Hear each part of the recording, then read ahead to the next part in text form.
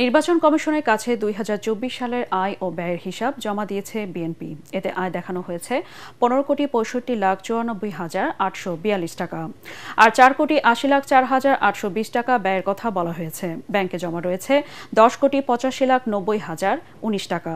সকালে রাজধানীর আগারগাঁওয়ে নির্বাচন ভবনে হাজির হয়ে এই হিসাব জমা দেয় বিএনপির সিনিয়র যুগ্ম মহাসচিব রুহুল কবির রিজভীর নেতৃত্বের প্রতিনিধি দল।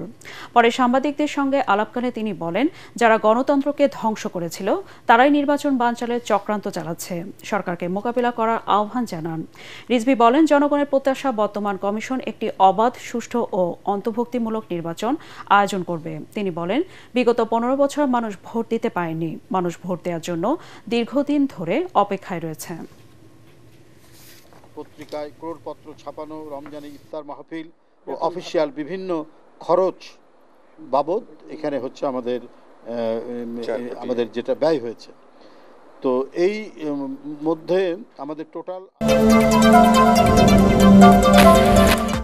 রাজধানী গুলশানের সমন্বয়ক পরিচয়ে সংরক্ষিত মহিলা আসনের সাবেক এমপি শাম্মী আহমেদের বাসায় চাঁদাবাজির অভিযোগে ৫ জনকে আটক করেছে পুলিশ।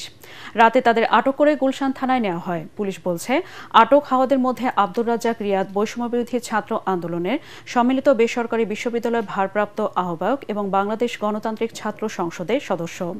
অন্যরা বৈষম্যবিরোধী আন্দোলনের বিভিন্ন পর্যায়ে নেতাকর্মী। গুলশান থানায় করা চাঁদাবাজি মামলায় তাদের গ্রেফতার দেখানো হয়েছে। গুলশান থানার ওসি হাফিজুর রহমান জানান, সংরক্ষিত আসনের সাবেক এমপি ও আওয়ামী লীগের আন্তর্জাতিক বিষয়ক সম্পাদক ডক্টর শাম্মী আহমেদের কাছে ১ কোটি টাকা চাঁদা দাবি করে আটককৃতরা প্রথম দফায় নিয়েছে ১০ লাখ টাকা। বাকি টাকা আনতে তার বাসায় গেলে পুলিশকে খবর দেওয়া হয়। এ ঘটনায় জড়িত আব্দুর রাজ্জাক রিয়াদ, ঢাকা মহানগর শাখার আহ্বায়ক ইব্রাহিম হোসেন মুন্না সহ বাকিদের সংগঠন থেকে বহিষ্কার করেছে বৈষম্য বিরোধী ছাত্র আন্দোলন। এদিকে চাঁদাবাজির ঘটনায় ক্ষোভ জানিয়ে ফেসবুকে স্ট্যাটাস দিয়েছেন বৈষম্য বিরোধী ছাত্র আন্দোলনের সাবেক সমন্বয়ক উমামা ফাতেমা।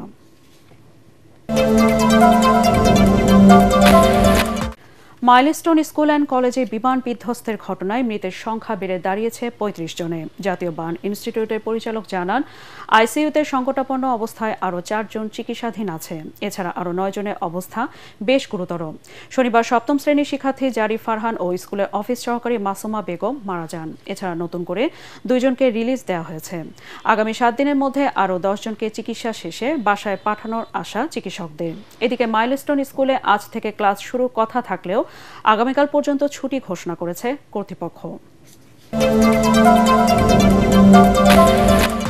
খেলার খবর।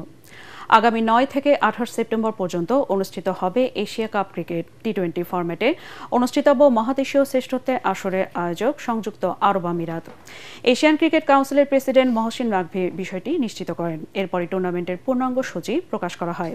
এই গ্রুপে ভারত পাকিস্তানের সঙ্গে আছে সংযুক্ত আরব আমিরাত আর ওমান। বি গ্রুপে বাংলাদেশের সঙ্গে শ্রীলঙ্কা, আফগানিস্তান ও হংকং। ১১ সেপ্টেম্বর বাংলাদেশ প্রথম ম্যাচ খেলবে হংকংয়ের বিপক্ষে।